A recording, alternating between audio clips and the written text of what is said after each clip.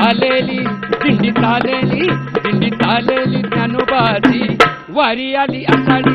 रामकृष्ण हरी माऊली महाराष्ट्राच्या अस्मितेची आणि विशेषतः महाराष्ट्राची अध्यात्माची परंपरा पंढरीच्या दिशेने वाटचाल करते आणि त्याच वाटचालीमध्ये शाहीर साज चढवून या ठिकाणी संवाद वारी गात आहेत। विशेषतः शासनाच्या ज्या योजना आहेत त्याचं देखील प्रबोधन करतायत आणि इथं जो काही महाराष्ट्र धर्म आहे तसं इथलचा जो काही रांगडा बाणा आहे छत्रपतींचा तो देखील बाणा या ठिकाणी गायला जातोय।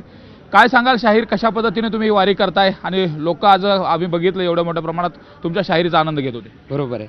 या वारीमध्ये ज्याप्रमाणे शेतकरी म्हणजे आता वारीमध्ये येणारे 95% लोक हे शेतकरी आहेत, पण विठुरायाच्या भेटीला घरदार सोडून शेतीपाणी सगळं आता पेरणीची वेळ आहे, हे सगळं सोडून त्या विठुरायाच्या भेटीला सर्व वारकरी निघालेले आहेत आणि याच वारकऱ्यांची सेवा करण्यासाठी आम्ही हा संवादवारी रथ महाराष्ट्र शासनाचा घेऊन या वारीमध्ये फिरतोय। कारण ज्या काय काय संवाद साधताय या कार्यक्रमातनं शिवचरित्र असेल, माऊलींचं चरित्र असेल, विठुरायांचं चरित्र असेल, महाराष्ट्र धर्म असेल ते तर सांगतोच, परंतु ज्या शासनाच्या अनेक योजना आहेत की ज्या योजना गावामध्ये पोहोचल्या नाहीत त्या पोहोचवण्याचं काम आम्ही या ठिकाणी या संवादवारीच्या मार्फत करतो। आम्हाला हे ऐकून दाखवाल? नक्की वारीचंच आपण गाणं ऐकूयात। दिंडी चालेली ज्ञानोबाची दिंडी चालेली तुकोबाची वारी आली आषाढीची हो दिंडी चालेली ज्ञानोबाची वारी आली आषाढीची।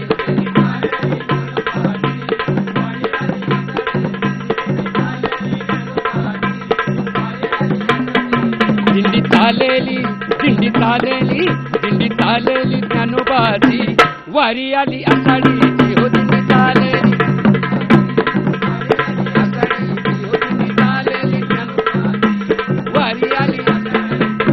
पहिल्यान दिंडीत आलो मी आज हो पहिल्यान दिंडीत आलो मी आज ही मातिरी आहे माहेर माझ।